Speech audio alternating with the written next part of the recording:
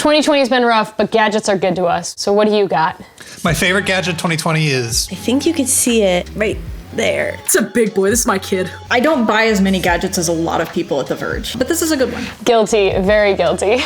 We have covered over 100 products on the channel alone in 2020, and there's countless more reviews over on the site, but there's always a few gadgets that we hold near and dear to our hearts. So today I'm asking the Verge staff,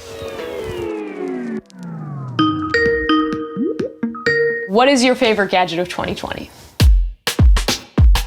My favorite gadget 2020 is this little guy right here. This is the iPhone 12 mini. This is the size of phone. Like, this feels right in my hand. It looks right in your hand. Okay, so down to the color, is this your favorite color as well? No, the color's whatever. Here's the thing that I've accepted in my heart.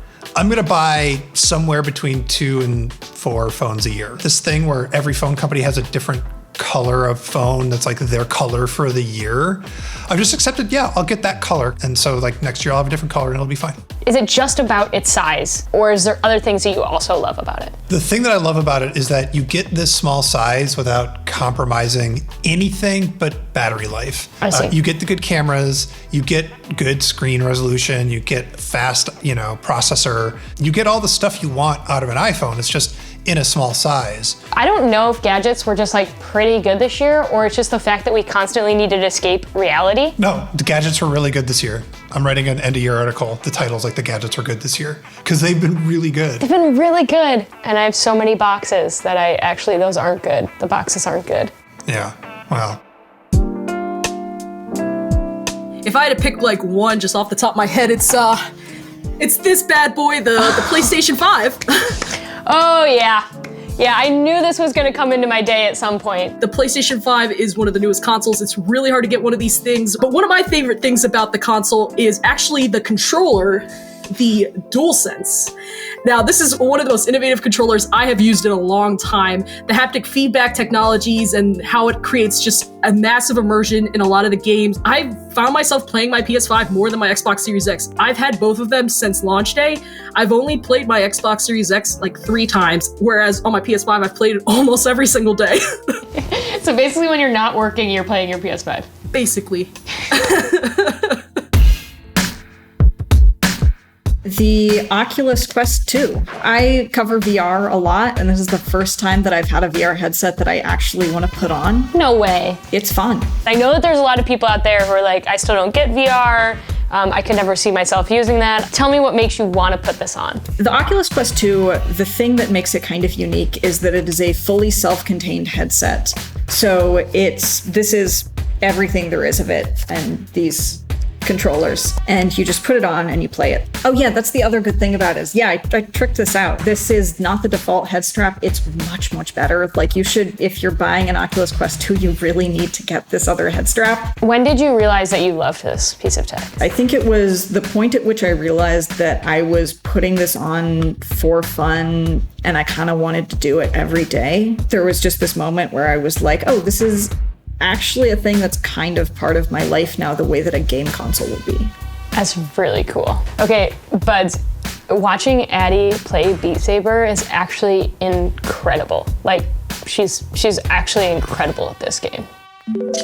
Ashley Carmen, how are you? I'm good. This is my room where I sleep and work and eat and live. You've got a gadget that you love. Yeah, so for the past couple months, I've been testing out the Bike Plus from Peloton. I think you could see it. Oh, there it is, poking out of the corner like a creep. Take us to it. This is our little weights room we have. Oh my gosh, look at this beast. Do you see how this is moving? Yep. And then I can also turn it. This is quite the apparatus. Do you have a favorite instructor? We won't tell them. I literally have DM'd them when I was like high from a bike ride. I was like, you're the best. His name's Ben. He does the best music. He does these house playlists and I love it. So I'm clipping in. Wow, are you in jeans right now? I wasn't prepared. Oh my gosh, you're killing it. Wow, E, this is a real gadget. This is like a real, like, big setup. You have to be committed. Mm-hmm, it's huge. Like, yes, Vogue. My favorite part of making this video has just been making people pose with gadgets. 10 out of 10 would recommend. Nice. I think you're gonna like this. This is the exercise glow up. It's been really nice because anytime I'm stressed or I just feel like I've been cooped up for too long and just need like a quick sweat, boom. Boom, right there. Like it's just making me happier. It's making me feel good. And I feel like that's just a worthwhile thing. And I love it. Again, I'm considering buying it. It is really expensive. It's like $2,500. Plus you pay for the membership as well.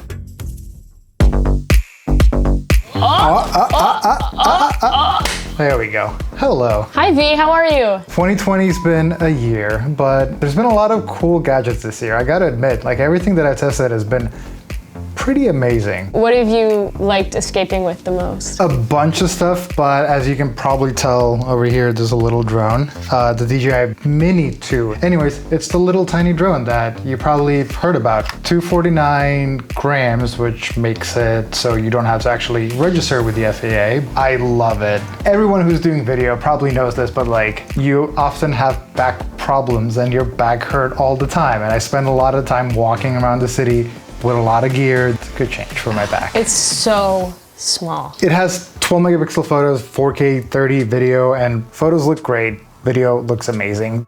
It doesn't have any sensors, so you gotta be careful how you fly it. I actually feel like I'm more adventurous with this thing than with the bigger drone. So how much is it? $450. If you buy the Fly More combo, it's $600, but you get 2 extra batteries, couple of props, the charging hub, the case, and if you do the math, the $600, it makes sense. You might as well just get the combo if you're gonna buy it. Oh no, this is so bad. After this video, I'm gonna want a new laptop, a new phone, a new drone. Can you fly it? Here, no GPS signal. Let's just do it. Oh my gosh. Yeah, this is a bad idea. Oh, it's so quiet. Oh my gosh. Oh, you're such a good drone pilot. It's like mind-blowing. Oh, there we go. It's in focus. Oh my gosh, it's so close to the Mac. Wow. This is like number one why I love working at The Verge. Yeah, I'm pretty sad I'm gonna have to send it back, but I'm just gonna fly it back. Yes, everybody comment below that you want V to make a video about this because I also want a video about this so that when I buy one, I feel a little bit more justified. Yeah, bite the wing, bite the wing. Okay, that's enough. I love the landline. Are you sure the landline phone isn't your favorite gadget? This is the Dell XPS 13 2-in-1. Here it's a laptop, and you can fold it. And here it's a tablet. Whew. It's really light, so you can bring it all over the place with you. And it's really powerful. It can do pretty much anything you want it to, as long as it's not like really intense games. You know, other less demanding games, you can play like League of Legends, you can play Overwatch, Rocket League. Why am I like not believing you? It's completely unbelievable. It's the type of thing that if I went back in time to like 2017 and I was like, something this light is gonna be able to like play Overwatch at 60 FPS, I just would have been shocked. Or I would have been like, that must cost like $7,000. Yeah, how much does it cost? Well, there are a bunch of different prices from the 1,000 up to the 3,000 range. I think that this model, which is $1,649 and has a regular 1920 by 1200 touchscreen, is a great model for most people. So how often do you find yourself in tablet mode? Like if you're being 100% honest. What I mostly use tablet mode for is for watching stuff. Like if I want to like sit on my couch, I can just like flip it around and like pull it up like that. What is kind of cool, I play the piano and I will use this to like put my piano music on. I'll put it up on the piano and it has auto rotates like a real tablet. And battery life on this, what's that like? Battery life is pretty good. I average about 8 hours in my daily workload. It's not necessarily that there's like one super flashy feature that's just like no other laptop has. I think it's just the combination of everything being really good. You know, it's so sturdy, the hinge is so sturdy, the touchpad is so great, the screen is so nice to look at, it's really bright.